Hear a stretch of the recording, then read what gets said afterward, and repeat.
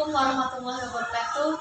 Saya Sri Arya Hartati Ripalma SPD, calon guru penggerak angkatan 10 UPTD SD Negeri 015861 Instagram Kabupaten Asahan. Kali ini saya akan melakukan wawancara dengan kepala sekolah terkait tugas demonstrasi konseptual modul 3.1. Selamat menyaksikan.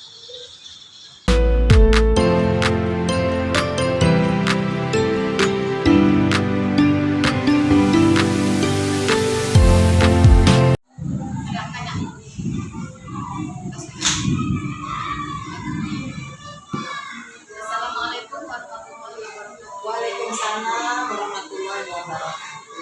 Bagaimana kabarnya hari ini, Ibu? Pada sini sehat, alhamdulillah. Ya, terima kasih Ibu hari ini untuk luang waktu dan kesempatannya. Saya akan wawancara Ibu terkait tugas demonstrasi kontekstual modul 3.1 pengambilan keputusan berbasis nilai-nilai kebajikan. Nah, di sini nanti saya akan memberikan beberapa pertanyaan ya. Nah, yang pertama, selama ini bagaimana Ibu dapat mengidentifikasi kasus-kasus yang merupakan dilema etika itu? Terima kasih untuk tadi Bapak Guru. Saya Ibu Suciwati. Ini kepala yang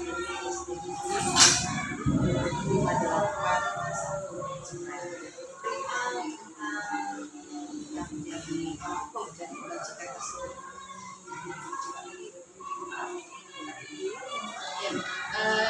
Identifikasi kasus-kasus yang merupakan dilema etika. Ya, jadi dilema etika itu sebenarnya tulang kembali kepada hati. Karena bagaimanapun kasus-kasus yang menjadi problem itu setidak-tidaknya menjadi tolak ukur dari kepala sekolah dalam kerjasama kepada guru, orang tua murid, serta siswa, serta juga lingkungan di mana sekolah tersebut. Kenapa? Karena ini menjadikan suatu masukan nilai sendiri bagi para sekolah dari kasus yang menjadikan satu bagaimana mencari solusi. Kemudian selama ini bagaimana Ibu menjalankan mengambil keputusan di sekolah Ibu, terutama untuk kasus-kasus di mana ada kedua kepentingan yang sama-sama benar atau sama-sama mengandung nilai kebajikan. Ini aja sebenarnya ya, agak berat, tapi ya namanya tugas negara kita menjalankan dulu nilai kebajikan. Contohnya nih kan ada kasus di sekolah tiba-tiba mungkin ada masalah di rumah. Karena itu saya sekarang mengutamakan kasus yang di sekolah. Kita akan mencari tahu dulu apa akar permasalahannya, mengidentifikasikan, setelah itu mencari solusinya. Nah, kalau punya masalah keluarga, ya nanti setelah kasus yang sudah selesai di sekolah kita akan berubah dan kita bisa memahami. Kemudian langkah-langkah atau prosedur apa yang biasa Ibu lakukan selama ini dalam menangani kasus-kasus? Nah, langkah utama itu kita cari tahu dulu. Contohnya kasus ya kan. Kita sudah bersama mendisiplinkan siswa terlambat datang ke sekolah. Kita cari tahu kenapa siswa terlambat. Langsung tidak akan kita marahi, kemudian menghukum siswa. Kita cari tahu mungkin pada saat itu ya siswa terlambat datang ke sekolah. Setelah kita mencari tahu permasalahannya, kita akan mencari solusi. Kita akan mengatakan setelah menunjukkan orang tuanya, setelah menjemput bagaimana untuk masuk ke langkah ini, setelah juga ya.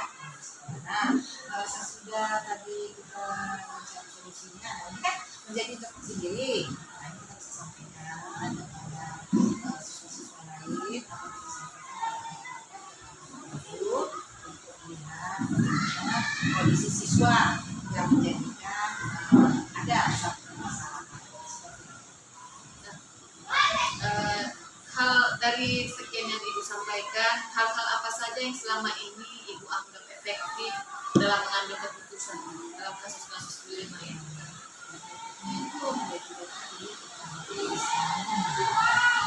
kerjasamanya itu saran ide kayak bisa itu kita mau bekerja sama pulang pada mindset tadi kalau dengan kita merasa kita itu lebih itu kan berarti kita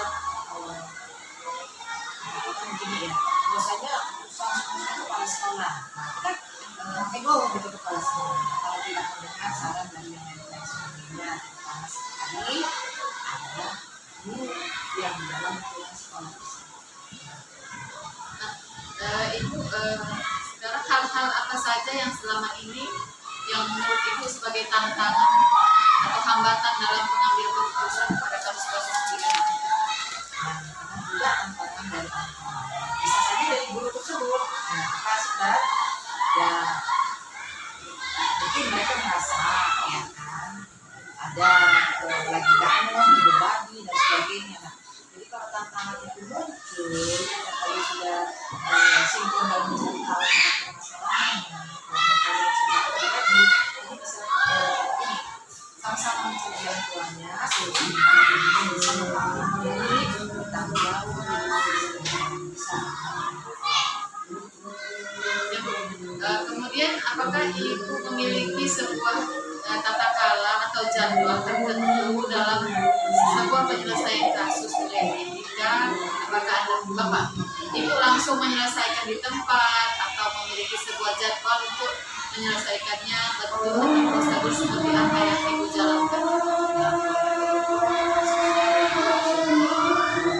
kesalahan dan cari solusi karena kalau kita membuat isu kita takut manusia kita semakin mudah ya kan benar lagi asumsi yang pada semua semuanya kemudian jadi salah komunikasi jadi bisa dari masalah kasus itu diselesaikan solusinya kemudian biar sama-sama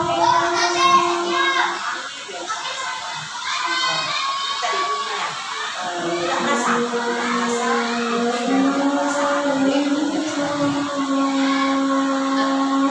Apakah ada seseorang atau faktor-faktor apa yang selama ini mempermudah atau membantu Ibu dalam pengambilan keputusan dalam kasus-kasus ini?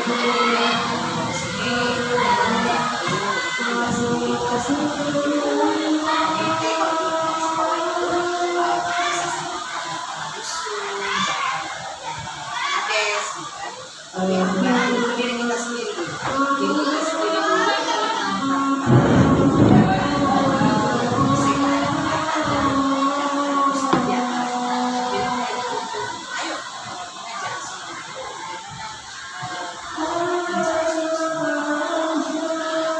Baik, ini pertanyaan terakhir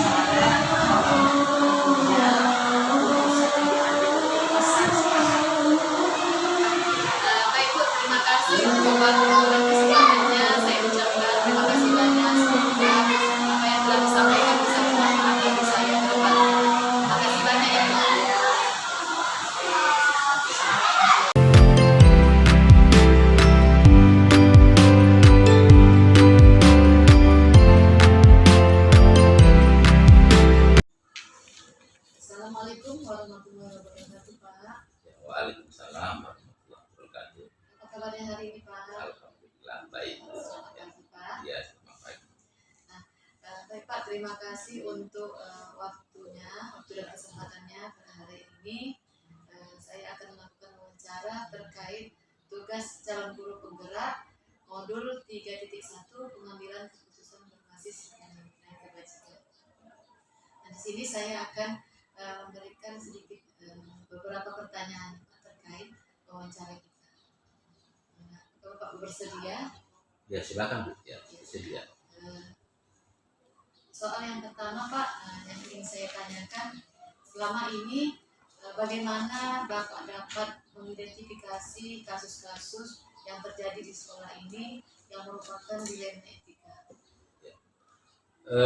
Terkait dengan dilema etika, ya kita mengidentifikasinya yang pertama tentunya kita lihat masalahnya, ya apa sebab akibatnya, kemudian mengapa kan gitu ya, sehingga setelah kita tahu apa masalahnya, ya sehingga kita bisa nanti melangkah untuk pengambilan keputusan.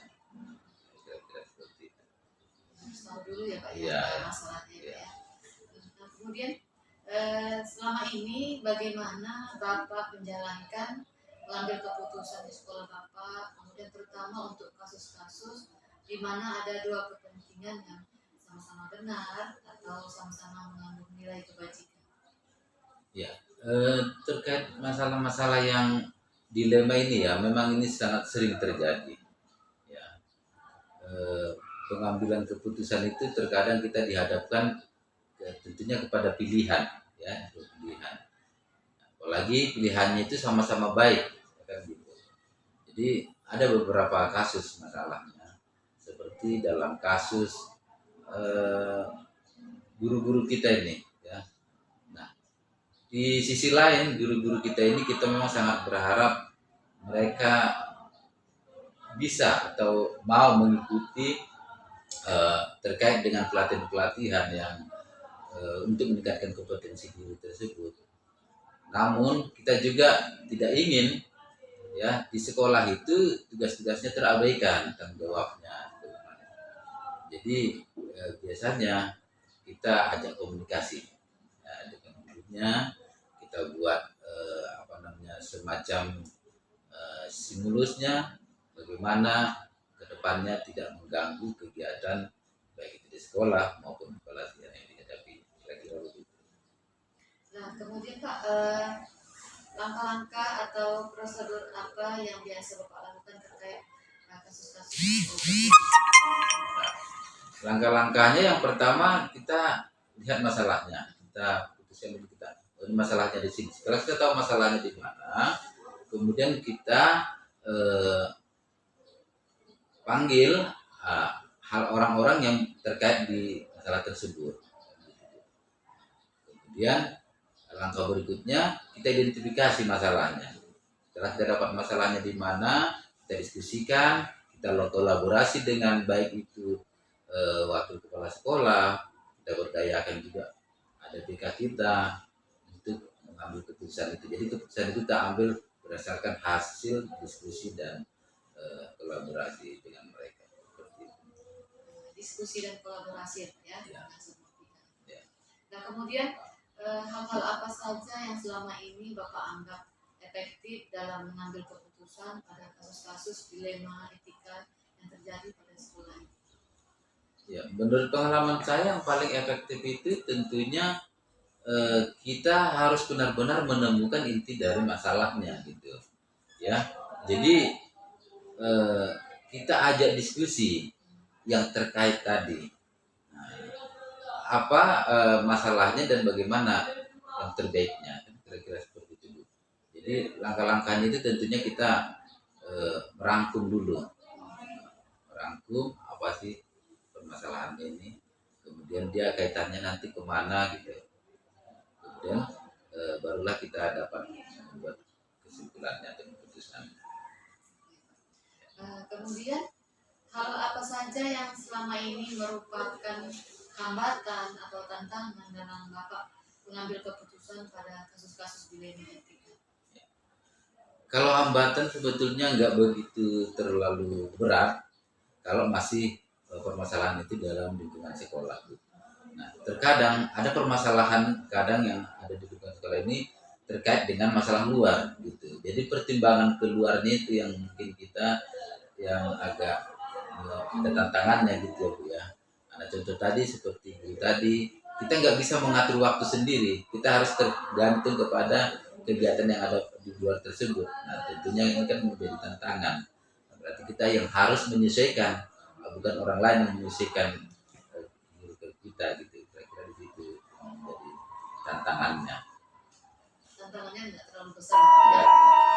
Nah, kemudian apakah Bapak memiliki sebuah tata cara atau jadwal tertentu dalam sebuah penyelesaian kasus problematika? Apakah Bapak langsung menyelesaikan di tempat atau memiliki sebuah jadwal untuk menyelesaikannya? Bentuk atau prosedur seperti apa yang Bapak ajarkan? Ya, terima kasih. Nah, kalau masalah jadwal, tidak semua masalah kita jadwalkan. Terkadang ada masalah yang sangat urgent, harus diselesaikan segera, ya kita langsung segera selesaikan. Tetapi jika masalah tersebut memerlukan harus ada dulu diskusi, harus ada dulu keterlibatan orang pihak luar, maka kita biasanya jadwalkan. Seperti kita sepakati kapan harus diselesaikan. Kira-kira seperti itu. Kalau urgentnya langsung diselesaikan ya Pak ya. Mungkin bisa masih ada tempo, bisa diskusikan dulu ya. Iya, iya. Nah, kemudian Pak, adakah seseorang atau faktor-faktor apa yang selama ini mempermudah atau membantu Bapak dalam mengambil keputusan dalam menyelesaikan kasus-kasus dilema etika? Yang pertama yang sangat membantu tentunya ya kepercayaan diri ya Bu ya. Ya kita percaya, ya kita berdoa. Kemudian orang-orang terdekat kita. Ya kalau masalah itu masalah sekolah tentunya kita berkolaborasi dengan wakil kepala sekolah, dengan guru, ya, dengan kita usaha, gitu. Ya, mungkin kalau misalnya agak berat ya kita juga berdiskusi dengan keluarga tentunya. Nah, kalau ada hubungannya dengan keluarga ya kita diskusikan dengan keluarga. Ini orang-orang inilah yang biasanya membantu untuk mencairkan pemikiran kita untuk mengambil keputusan. Nah, ini pertanyaan terakhir ya Pak ya. Dari semua yang telah Bapak sampaikan, pembelajaran apa yang Bapak bisa petik dari pengalaman Anda mengambil pengalaman Bapak dalam mengambil keputusan dilema etika? Pengalaman yang paling berharga itu saya pikir semakin sering kita menghadapi sebuah masalah, semakin kita sering berdiskusi dengan orang lain untuk sebuah masalah, ya, kita akan semakin matang gitu. Keputusan yang kita ambil itu akan semakin bijak. Semakin bijak artinya tidak merugikan orang lain, tidak menyakiti.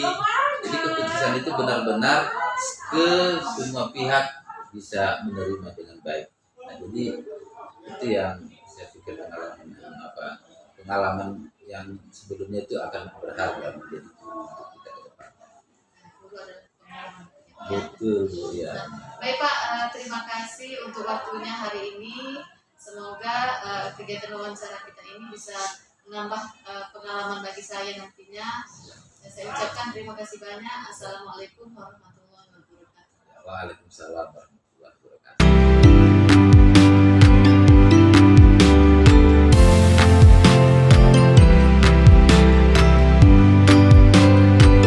Assalamualaikum warahmatullahi wabarakatuh. Waalaikumsalam. Ya, apa kabarnya Pak? Sehat. Alhamdulillah sehat.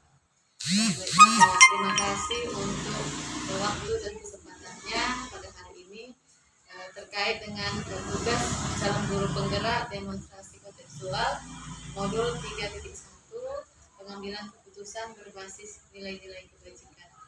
Nah, di sini Pak saya akan melakukan wawancara kepada Bapak.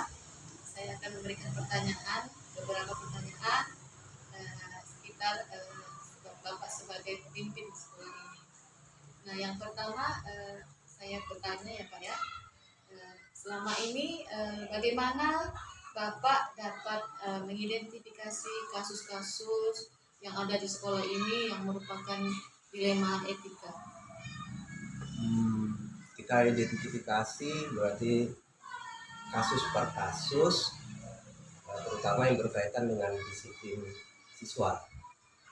Mana yang termasuk pelanggaran disiplin, diantaranya masih ada siswa yang terlambat, masih ada siswa yang tidak mau mengerjakan PR, masih ada siswa yang pakaiannya nggak rapi, masih ada siswa laki-laki yang rambutnya agak panjang, masih ada siswa yang mau mengganggu teman yang lain. Itu kita identifikasi satu persatu. Tentu itu bisa lewat guru piket, lewat guru mata pelajaran, dan wali kelas. Cara mengetahuinya dari guru piket ya Pak ya, Iya. dari guru Nah, mata itu pelajaran. kita identifikasi satu persatu, termasuk yang terlambat. Berarti itu kita melalui guru piket. Anak yang nggak mau mengerjakan PR itu dari guru bidang studi. Yang pakaian nggak rapi, mungkin laki-laki masih ada rambut agak panjang, nggak rapi, itu melalui wali kelas. Dan mereka punya catatan sendiri-sendiri. Itu identifikasinya lewat itu. Selama ini bagaimana Bapak menjalankan pengambilan keputusan di sekolah Bapak, terutama untuk kasus-kasus di mana ada dua kepentingan yang sama-sama benar atau sama-sama mengandung nilai kebajikan? Biasanya kita diskusikan dulu. Saya dalam pengambilan keputusan nggak pernah ambil keputusan sendiri, pasti kita ajak itu berdiskusi. Kalau berkaitan dengan pelanggaran disiplin anak, bisa kita diskusikan dengan wali kelas, dengan guru BP, atau dengan orang tua. Nah, setelah kita diskusikan, baru kita ambil keputusan. Untuk langkah-langkah atau prosedur apa yang biasa Bapak lakukan dalam menyelesaikan kasus-kasus tersebut? Langkah-langkahnya termasuk kita lihat nanti pelanggarannya. Kan kadang-kadang pelanggaran itu kan kita klasifikasi ada ringan, yang biasa, sedang, berat. Langkah-langkahnya biasanya anak dipanggil dulu. Dipanggil, kita nasihati secara lisan.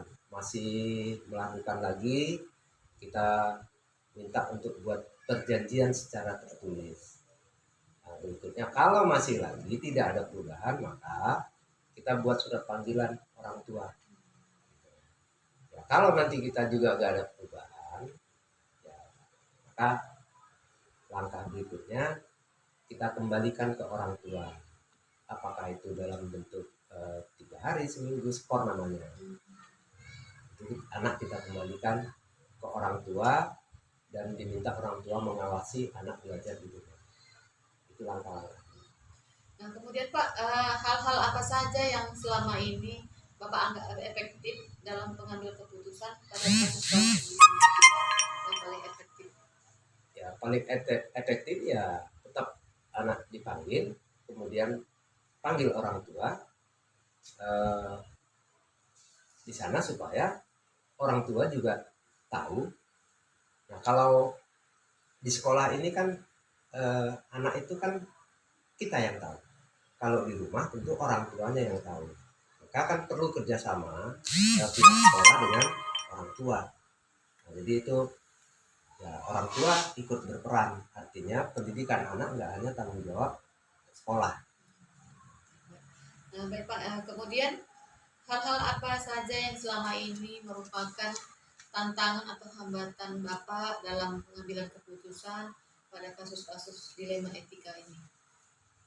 Kalau tantangan itu pasti ada. Cuman tantangan itu kan ya kembali juga ada berat, sedang, dan ringan. Mudah-mudahan sampai hari ini tantangan yang berat itu belum ada. Tantangan itu masih wajar-wajar dan masih biasa.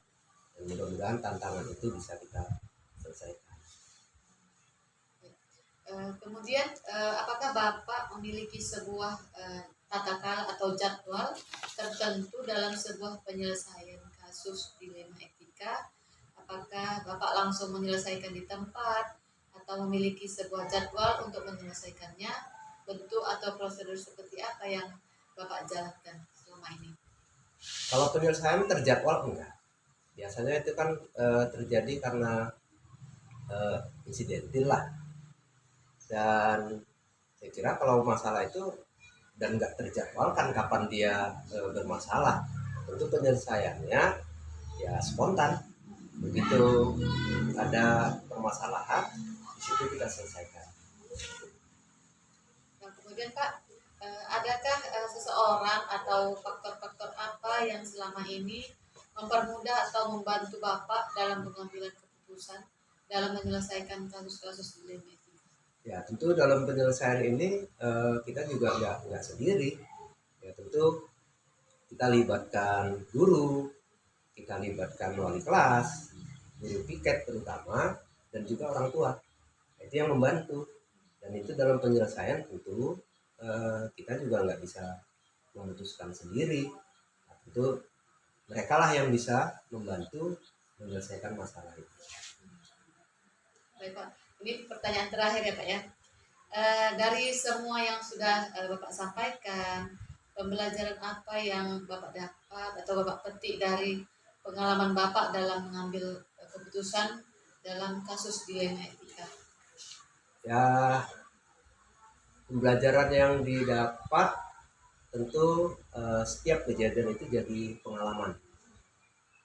Tentu itu juga terpulang sama kita bagaimana menghadapi permasalahan ke depan, dan itu jadi pelajaran di mana kurang mungkin nanti ke depan bisa diperbaiki, dan itu kan jadi pelajaran buat kita juga dalam penyelesaian itu kan permasalahan yang berbeda, itu jadi pengalaman buat kita itu bagaimana nanti ke depannya bisa jauh lebih baik dalam menyelesaikan masalah yang dihadapi. Baik Pak, sampai di sini dulu. Terima kasih atas waktu dan kesempatannya. Saya ucapkan terima kasih banyak. Semoga apa yang sudah Bapak paparkan bisa bermanfaat menjadi pengalaman bagi saya. Terima kasih Pak. Terima kasih.